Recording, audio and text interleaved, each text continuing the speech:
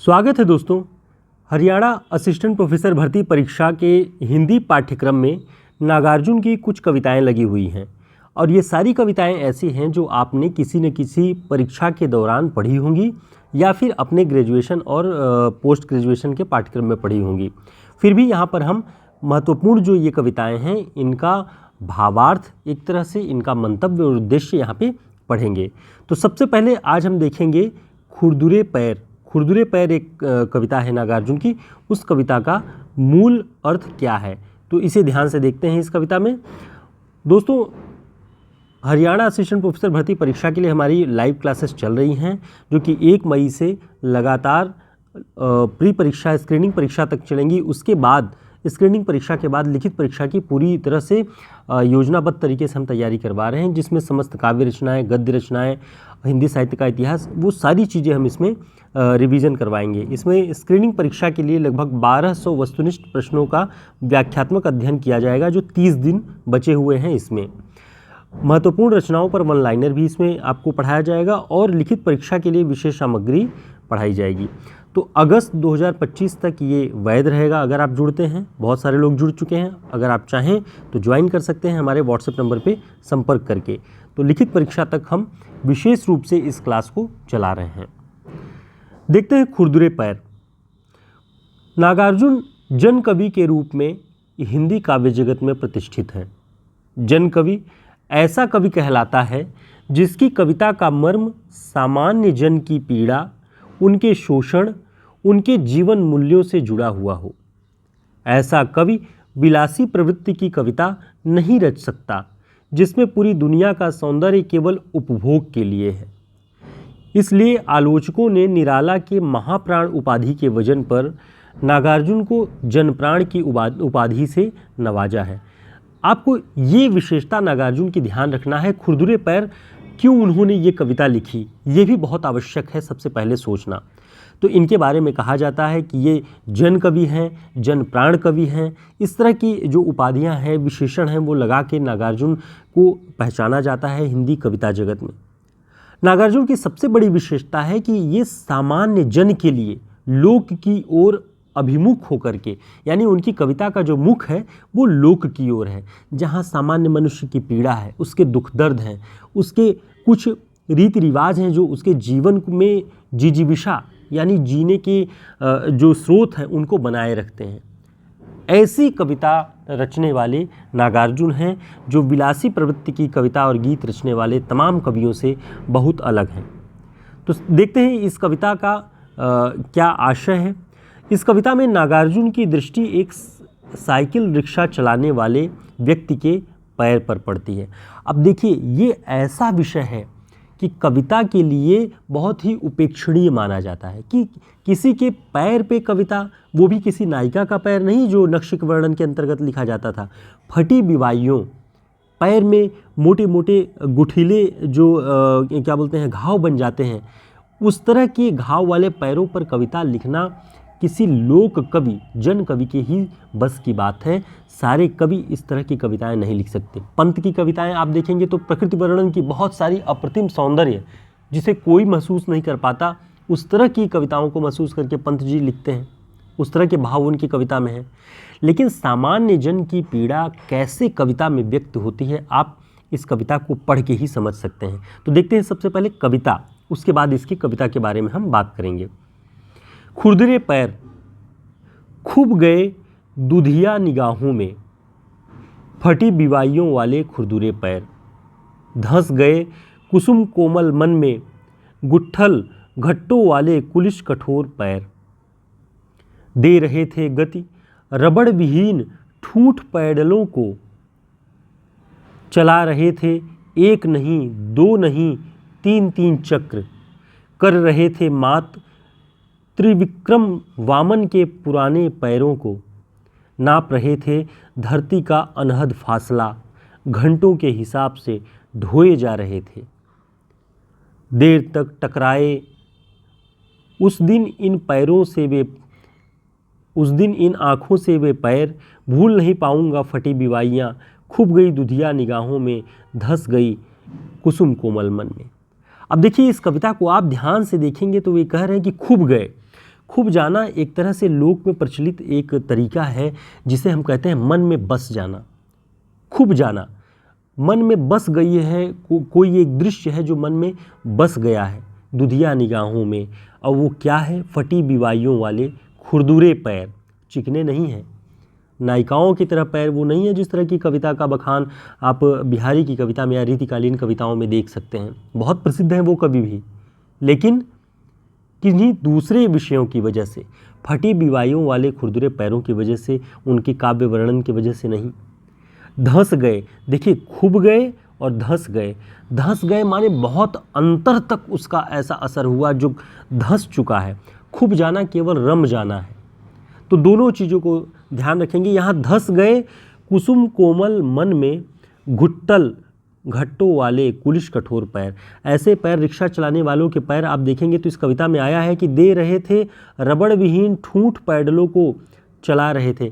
यानी जो पैडल ठूंठ हो चुके हैं उसमें रबर नहीं लगे हैं। साइकिल आप लोग चलाते होंगे तो देखे होंगे कि पैडलों में रबर लगे होते हैं ताकि आसानी से आपका पैर उस पर पड़ सके और आप बल लगा सकें उस पर। लेकिन वो रबर भी टूट चुके हैं और वो क्या हो गए हैं? रबर विहीन ठूंठ पैडल हो गए हैं।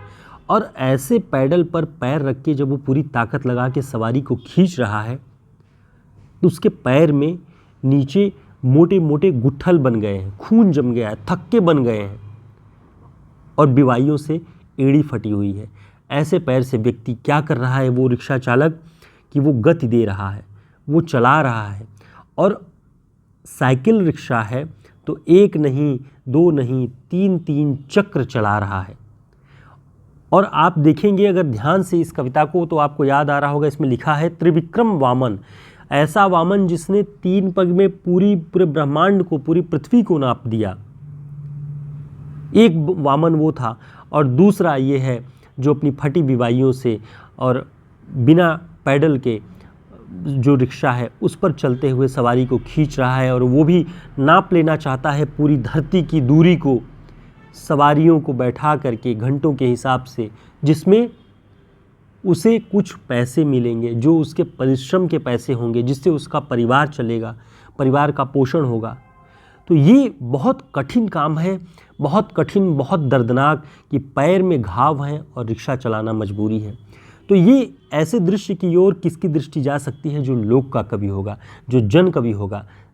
सामान्य किसी कवि के बस की बात ये नहीं है। यहाँ पर वे लिखते हैं कि देर तक टकराए उस दिन इन आँखों से वे पैर। बहुत देर तक वो देखते रहे उसके उस पैर को। भूल नहीं पाऊँगा फटी बिवाइयाँ, खूब गई दुधिया निगाहों में, धंस गई कुसुम कोमल मन में।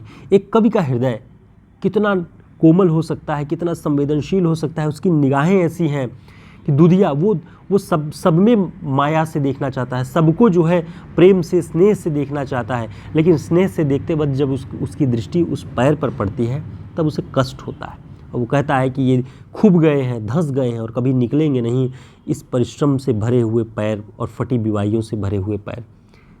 ये कविता 1961 में नागार्जुन ने लिखी है।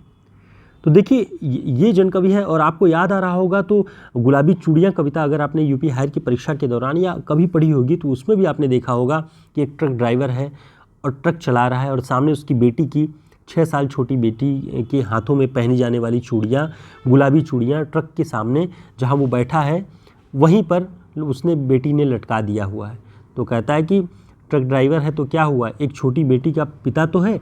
तो ये एक ट्रक ड्राइवर ज़रूर है जिसे लोग ये मानते हैं कि कहीं भी लोग कोई छोटा सा एक्सीडेंट हो जाए या कुछ हो जाए तो रोक करके पीट देते हैं, मार देते हैं, बहुत सारी चीज़ें एक ट्रक ड्राइवर ही समझते हैं। लेकिन वो किसी बेटी का पिता भी होता है, किसी परिवार का पालनकर्ता भी होता है। तो ऐसे व्यक्ति के ऊपर कविता कौन लिखेगा, कौन ध्यान देगा? जिसकी दृष्टि जन की ओर उन्मुख होगी। और जनवादी कवि हैं, प्रगतिवादी कवि हैं नागार्जुन, और प्रतिबद्ध हैं जन संघर्ष के लिए, जन के पक्ष के लड़ने के लिए, जन आंदोलनों के लिए। तो ऐसा कवि ही इन कविताओं को लिख सकता है। तो जब भी आप इस कविता को पढ़ेंगे, अभी प्री के लिए आपको केवल फैक्ट पे ध्यान रखना है कि ये कविता नागार्जुन की है, 1961 में लिखी गई है। और भी कुछ बातें हो सकती हैं, लेकिन जब आप रिटन में, लिखित परीक्षा में लिखेंगे तो आपको ये सारी बातें लिखनी पड़ेंगी। जब आप ये लिखेंगे और लिखेंगे तब जब आप कविता के मूल मर्म को समझते हो। तो हमने जिन तरीक़ों से आपको बताया, उन चीज़ों को आप अच्छे से आत्मसात कर लेंगे तो आसानी से इस कविता की अगर कोई पंक्ति आ गई उसकी व्याख्या कर सकते हैं, कुछ बातें लिख सकते हैं। ज़रूरी होता है कि कविता की 1-2 पंक्तियाँ आपको याद हों, एक कुछ महत्वपूर्ण आलोचकों की कथन याद हों। जैसे नामवर सिंह लिखते हैं कि नागार्जुन के बारे में कि उनकी कविता का संसार वस्तुतः वह लोक सामान्य जीवन ही है जिसे अति सामान्य समझकर अन्य कवि आंखें मूंद लेते हैं। देखिए वही बात है जो मैं कह रहा था कि सबके बस की बात नहीं है, सारे कवि आंख मूंद लेते हैं ऐसे दृश्यों से कि कौन फटी बिवाइयों वाले पैर पर कविताएं लिखे, लेकिन वही लोक सामान्य उनकी कविता का विषय बनता है नागार्जुन की। तो दोस्तों इस कविता की व्याख्या आपको कैसी लगी ज़रूर बताएं। साथ ही हम यहाँ पर एक कविता का और अध्ययन करेंगे जो आपके सिलेबस में है, शासन की बंदूक। शासन की बंदूक नागार्जुन की ही कविता है, इसे ध्यान से पढ़ लीजिए। खड़ी हो गई चाँप कर कंकालों की हुक, नभ में विपुल विराट सी शासन की बंदूक। उस हिटलरी गुमान पर सभी रहे हैं थूक, जिसमें कानी हो गई शासन की बंदूक। बढ़ी बधिरता 10 गुनी, बने विनोवा मूक, धन्य धन्य वह धन्य है शासन की बंदूक। सत्य स्वयं घायल हुआ, गई अहिंसा चूक, जहाँ तहाँ दगने लगी शासन की बंदूक। जली ठूंठ पर बैठकर गई कोकिला कूक, बाल न बांका कर सकी शासन की बंदूक। तो ये देखिए, ये पंक्ति बहुत महत्वपूर्ण है। जली ठूंठ पर बैठकर गई कोकिला कूक, ये किसकी कविता की पंक्ति है? तो नागार्जुन की है। ध्यान रखेंगे, बहुत महत्वपूर्ण, बहुत क्रांतिकारी कविता है कि खड़ी हो गई चाँप कर कंकालों की हुक। कंकालों की हुक पूरे दम के साथ, अपने सत्यनिष्ठा के साथ, जिन्हें आपने गरीब बनाया, गरीब बने थे, शोषित बने हुए थे, उन सभी ने अब जो है वो सत्याग्रह कर दिया है। कंकालों की हुक क्या कर सकती है? किसी का क्या बिगाड़ सकती है? जिनके पेट नहीं भरे हैं, जो आधे पेट खा करके सो रहे हैं, वो क्या कर सकते हैं? लेकिन गांधी जी ने कहा था सत्याग्रह। असत्याग्रह के सामने वो आप सत्य के प्रयोग या हिंद स्वराज वगैरह पढ़ेंगे तो उसमें उन्होंने बताया है कि सत्याग्रह क्या है। सत्याग्रह है कि पूरे आत्मबल के साथ शोषक सत्ता के सामने खड़े होना, ये सत्याग्रह है। तो वही है, खड़ी हो गई चाँप कर कंकालों की हुक, नभ में विपुल विराट सी शासन की बंदूक। शासन की बंदूक कितनी भी निर्मम हो जाए, कितनी भी हत्यारी हो जाए, लेकिन एक कोकिला, एक छोटी सी चिड़िया जिस पेड़ को जला करके शासन ने राख कर दिया हो, ठूंठ कर दिया हो, और अगर उस पर एक कोयल बैठ करके कूक कर गई तो समझ लीजिए कि वो बहुत बड़ी चुनौती है उस पूरी सत्ता के लिए कि जिस पूरे वृक्ष को आपने जला दिया, जला करके राख कर दिया, या आप समझ लीजिए कि जनता के अधिकारों को, जल जंगल जमीन जो भी है, उन्हें अगर आपने जला दिया या नष्ट कर दिया, अधिग्रहण कर लिया, उस पर अगर एक प्रतिरोध का स्वर दिखाई पड़ता है तो बहुत बड़ी बात है, बहुत बड़ी चुनौती है। और ये जन आंदोलन के पक्षधर नागार्जुन थे। तो दोस्तों इस तरह की सभी कविताओं की व्याख्याएं हम अपने जो लाइव क्लास हमारी चल रही है उसमें हम पढ़ेंगे। जितने लोग जुड़ रहे हैं, हम नियम से, योजनाबद्ध ढंग से उन सभी चीज़ों को पढ़ाएंगे। इसमें 25 अगस्त तक ये वैध रहेगा, जब तक आपकी लिखित परीक्षा होगी हरियाणा की। हमारे व्हाट्सएप नंबर पर संपर्क करके आप हमारी लाइव क्लास से जुड़ सकते हैं, जिसमें प्रतिदिन सभी महत्वपूर्ण रचनाओं की व्याख्याएं, कैसे उनके उत्तर लिखने हैं, उनसे क्या प्रश्न बन सकते हैं, वो सभी इसमें आपको बताया जाएगा। फिर मिलते हैं एक नई क्लास में, तब तक के लिए नमस्कार, शुभकामनाएं।